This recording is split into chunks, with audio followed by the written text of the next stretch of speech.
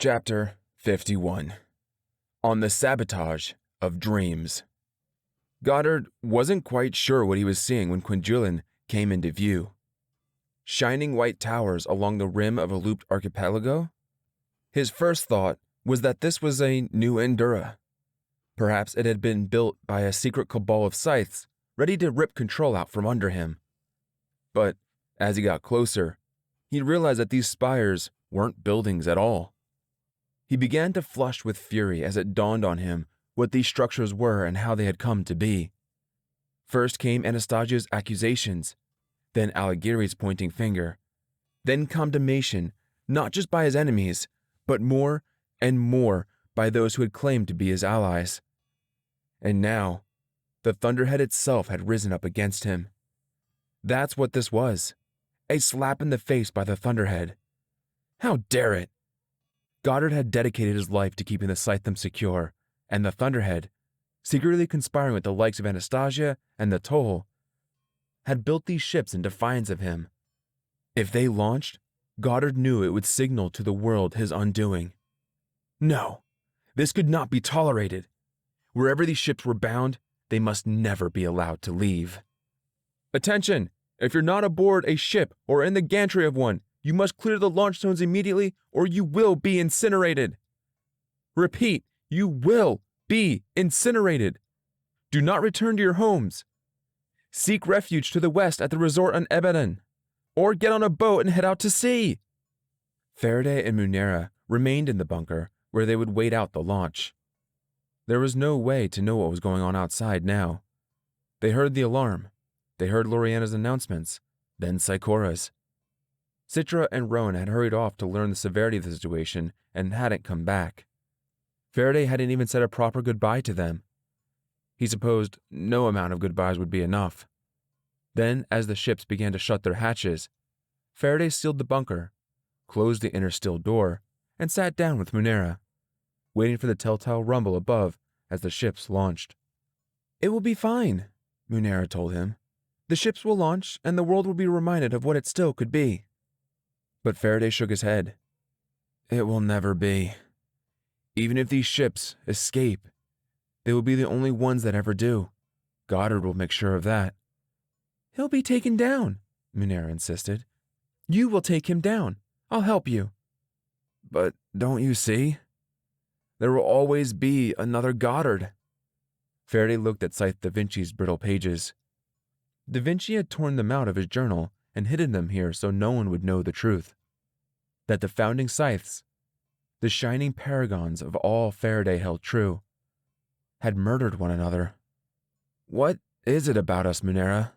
Faraday said. "What is it that drives us to seek such lofty goals, yet tear out the foundations? Why must we always sabotage the pursuit of our own dreams?" "We are imperfect beings," Munera said. "How could we ever fit in a perfect world?" "Are those spacecraft?" asked Mendoza. Goddard ignored him. "Take us closer," Goddard told the pilot, then tried to raise the 4 other planes on the radio, but could not. For the past half hour, static had been whining over the speaker, and the plane's telemetry was fluctuating wildly. The Blade Guard pilot, who had only there as a Dunzel accessory, actually had to take over manual control. Scythe Rand moved in behind Goddard. "Keep your eyes on the prize, Robert," she said. "You're here for Anastasia." Then he spun on her, furious. "Don't presume to tell me my purpose here. I will do what needs to be done without your pointless console." "Pointless?" she said, her voice low like a wolverine growl. "I'm the only thing that stands between you and your enemies. But really, you only have one. That angry boy, what was his name? Carson Lusk?" He could have lashed out then. He could have struck her down for that, but he held back with his last ounce of restraint. "Never speak that name again," he warned her. She opened her mouth as if to have the last word, but closed it again wisely. And then, as if the vista before them wasn't offensive enough, the pilot offered Goddard more bad news. "Your Excellency, Highblade Pickford's plane is broken formation. So has Highblade Hammerstein's." "What do you mean, broken formation?" Goddard demanded. The pilot hesitated, afraid to draw Goddard's wrath. They've, turned around, he said. They're retreating. And in a moment, Underscythe Franklin's and Nietzsche's planes had left them as well, turning tail and running away, frightened off by the prospect of taking on these spacecraft and the Thunderhead. Let them go, Rand said. Let all of them go. Let these damn ships launch and they won't be our problem anymore. I heartily agree, Mendoza said, as if anything the Tonus said mattered. Goddard ignored them both. East and West America were abandoning him? Two of his own underscythes as well? Fine. They will be dealt with later. But right now, there were bigger fish to fry. Until now, the bulbous weapons hanging beneath the wings were merely for show. A warning for those who might run afoul of his intentions. Now, more than ever, he was glad they were there. Do we have sufficient weaponry to shoot down all these ships on our own? He asked the pilot. Between the Mavericks, Sidewinders, and the smaller ordnance, I'm sure we do, Your Excellency. Then, as they swept a wide loop around the islands, the first ship began to launch. Take it down, said Goddard. But I'm just a blade guard, Your Excellency. I can't glean. Then show me which button I must press. Loriana saw the first ship launch from the cage of the gantry elevator that was so climbing toward her own craft. She saw the missile just a few instants before it struck. The ship had barely cleared its gantry when the missile had hit it, and it blew up with such force it took out all the trees, setting the entire island on fire. She wasn't sure which island it was. She had lost all her bearings and was so shaken she barely knew up from down. Then the elevator door rattled open, revealing a narrow catwalk to the open hatch. But no one was moving. The people around her still gawked at the exploding craft, which couldn't seem to stop exploding. Don't stop! Get to the hatch, she told them. But what if we're next? Then we're dead. Now shut up and move. She had never spoken like that to anyone. But there were a few times when harsh words were called for. She shepherded everyone in ahead of her, then turned to look back, something she probably never should have done. The plane that had fired a missile had taken a sharp bank. Another ship was blasting off. It cleared its gantry. It looked like it might actually make it. And then a second missile launched from the plane, soared across the expanse of the lagoon, and hit that second ship just below the nose cone. The entire craft blew like a massive grenade, sending shrapnel in all directions. The shockwave of the explosion hit Loriana, blowing her back through the hatch, and the hatch immediately closed, sealing her in. Preparing for launch, she heard Cirrus say. She wondered if it even knew that the two of its siblings were already dead. Grayson and Jerry had taken a motorboat into the lagoon to watch the launches. They weren't the only ones.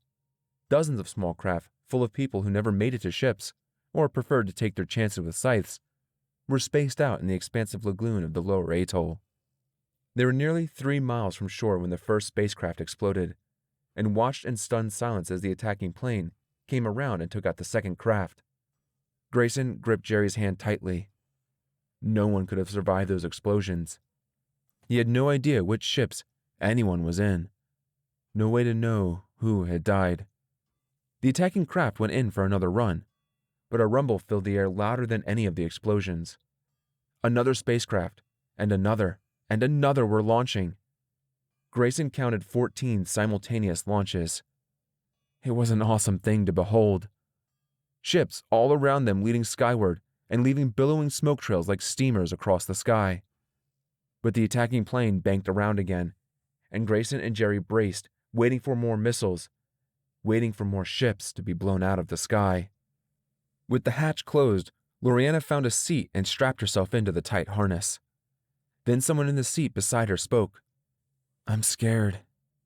She turned to see that it was that other scythe, the one in denim. Morrison? Wasn't that his name?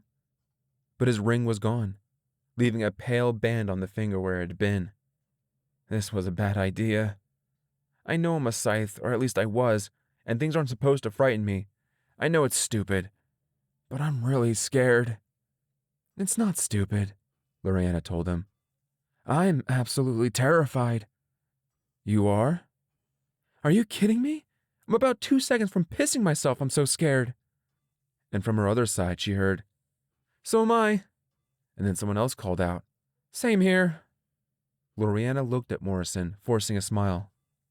You see? She said. We're all scared out of our fucking minds. Morrison smiled back at her. I'm Jim. No, actually, my name is Joel. But before she could say another thing, the engines ignited, they lifted off, and the rattle and roar overwhelmed them. So Loriana reached out her hand and grabbed his, if only to stop both of their hands from shaking. Rowan and Citra had just climbed out of the truck when the first ship blew.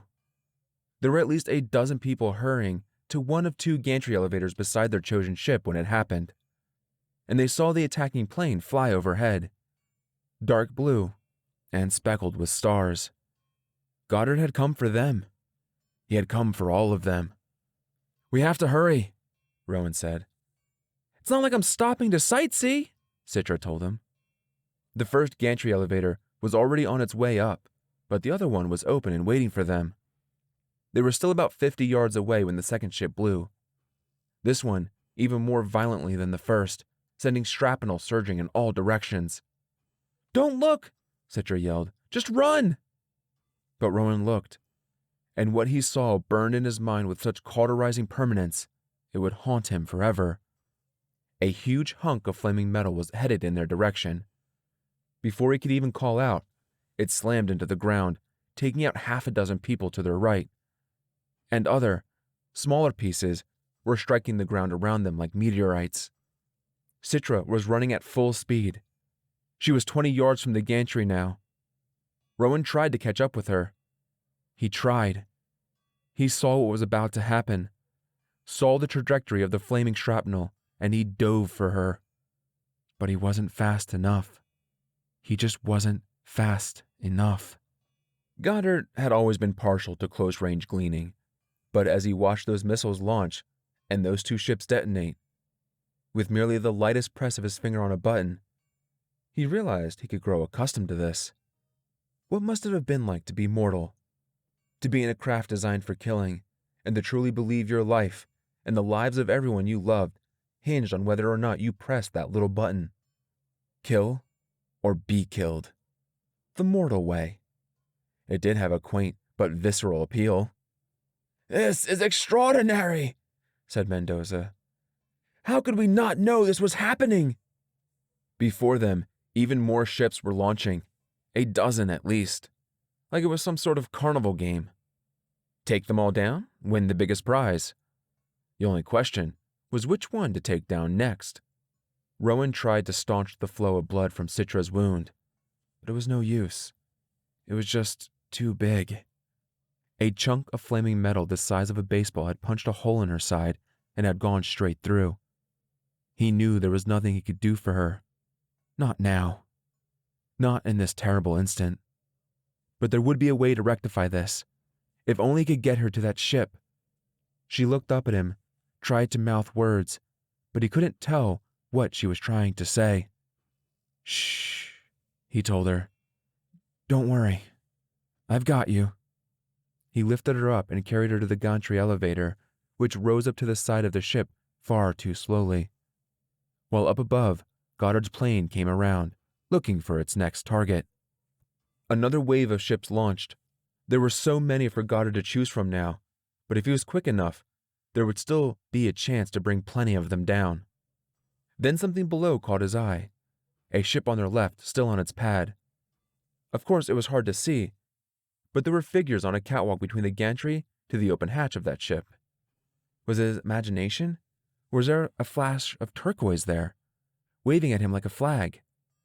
Yes, it was. Someone was carrying a figure in turquoise across the catwalk toward the hatch. And what a particular color it was. Oh, how the universe could reward you. There, he told the pilot. Forget the others. This is the one I want. Although he couldn't clearly see who that second figure on the catwalk was, in his heart of hearts, he knew. Without question, he knew. I will destroy you, Rowan. I will destroy both you and Anastasia in one single blow, as my final judgment against you. I will incinerate you in an inferno so hot, not even your ash will remain to memorialize you." The pilot executed a sharp bank, and Goddard readied himself to launch the missile.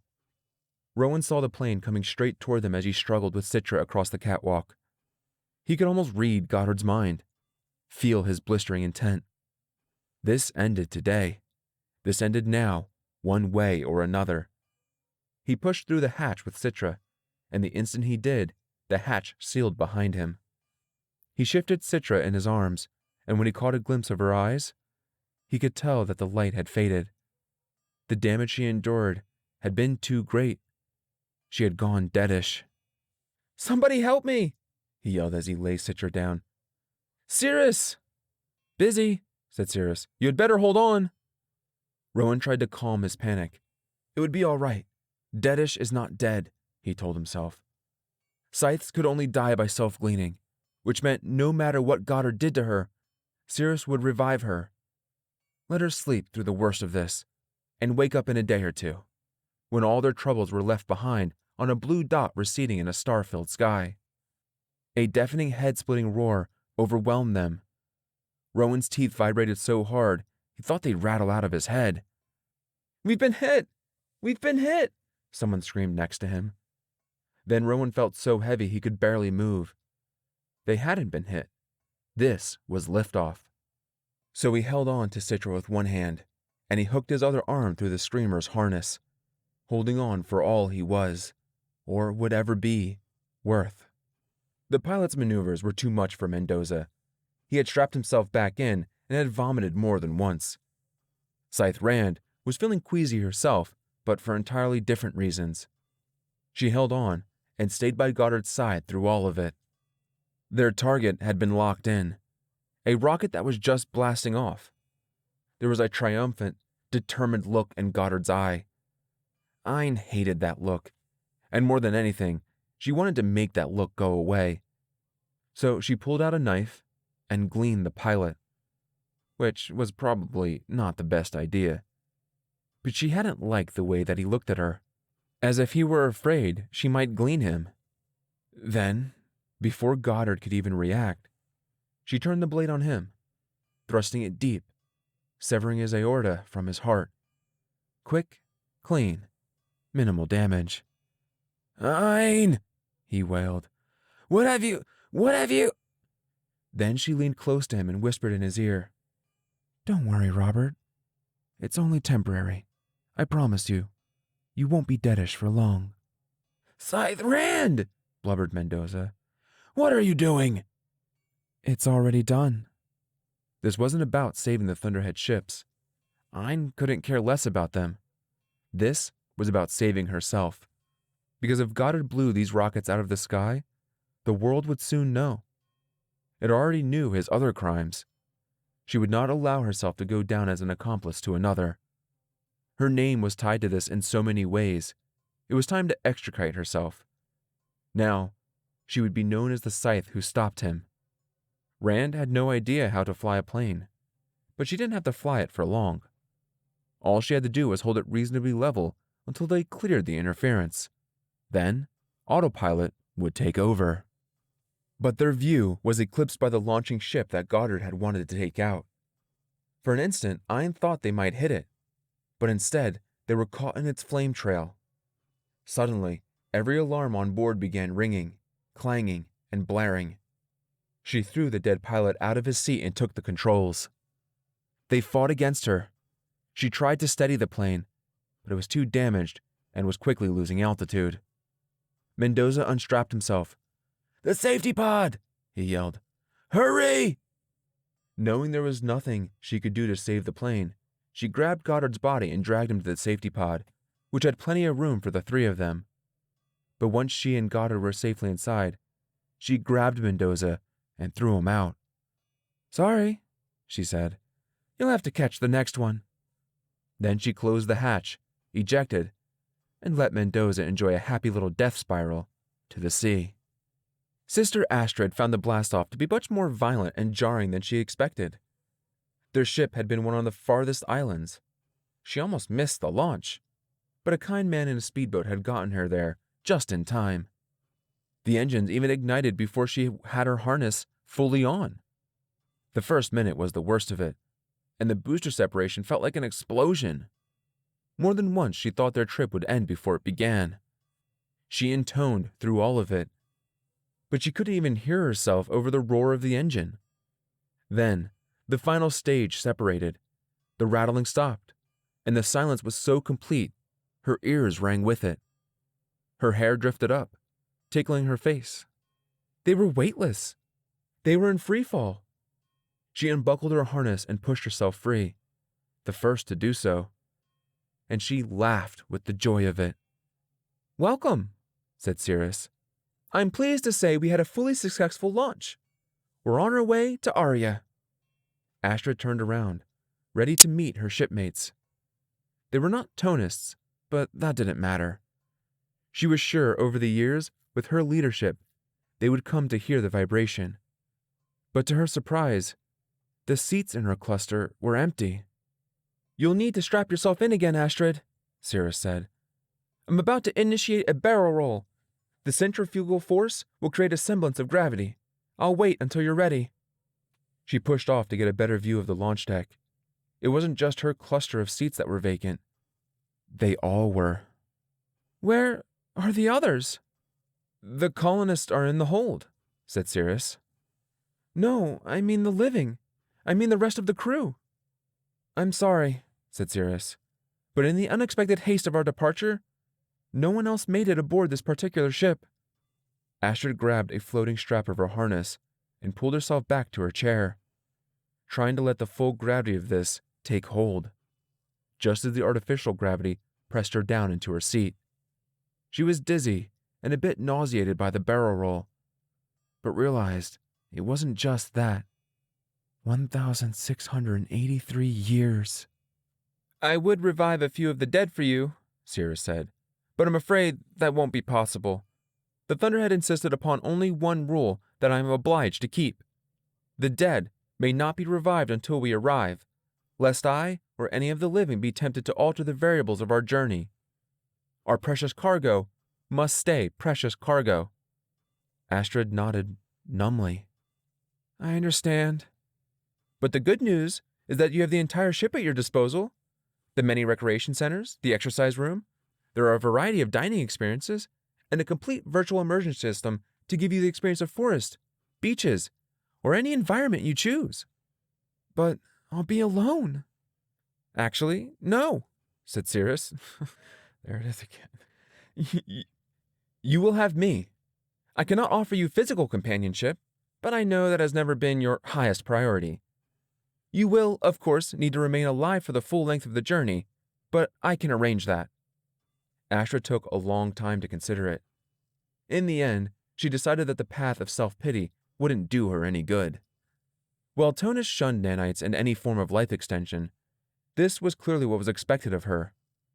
The toll had brought her to Quel'Jilin, the Thunder had determined she would be alone, and the Tone desired that she live to see Arya. "This was the will of the Tone," she told Cirrus. "It's time for me to accept what cannot be avoided." "I admire your convictions," Cirrus told her. "They make you strong. One could say they transform you." "They give me a reason to go on." "And you shall go on," Cirrus said, "and you shall be content. I will make it my goal to keep you in good spirits through all the years of our journey. Our ship may not survive the trip, but if it does, think of what that means, Astrid. You will truly be the mother of your people." "Mother Astrid," she said, and smiled. She liked the sound of that. Down in the bunker, Scythe, Faraday, and Munera had felt more than heard the ship's launch. "It's done," Faraday said. "Now we can get on with our business here on Earth."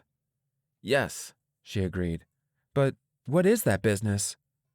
It was a weighty question. Faraday knew he could come out of hiding and challenge the new order. He might even succeed in calming the current turmoil and bringing a semblance of decorum and integrity back to the Scythedom. But why? The push and pull would still be the same. A new order would eventually rise and cut the feet off all their ideals. It was time for another way. On the panel before them, held in place by a double ring lock, was a two-pronged switch marked simply transmitter array. It resembled, like the transmitter itself, a tuning fork. Faraday had to laugh. A joke on all of them. Compliments of the deeply disillusioned founders. "We still don't know what it will do," said Munera. "Whatever it does," he said, "it will be an imperfect solution, so let us embrace the imperfect." Then he held the scythe ring out to her once more. "I know you have refused it, but I need you to be Scythe Bathsheba just once and never more. Then you may return to the Library of Alexandria, and I will make sure they treat you with the respect you deserve." "No," said Munera. "I'll make sure." She took the ring from him and slipped it on her finger. Then Scythe Faraday and Scythe Bathsheba closed their hands into fists, inserted their rings into the panel, and pulled the switch.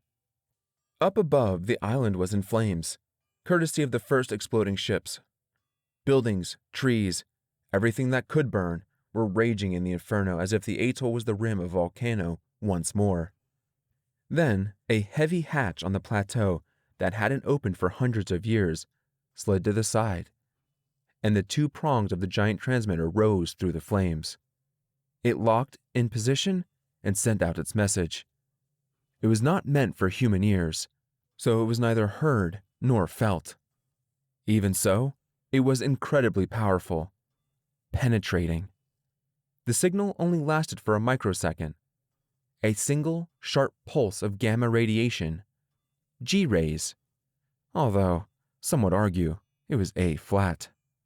In the bunker, Faraday and Munera could feel a vibration, but it wasn't coming from the transmitter. It was coming from their hands.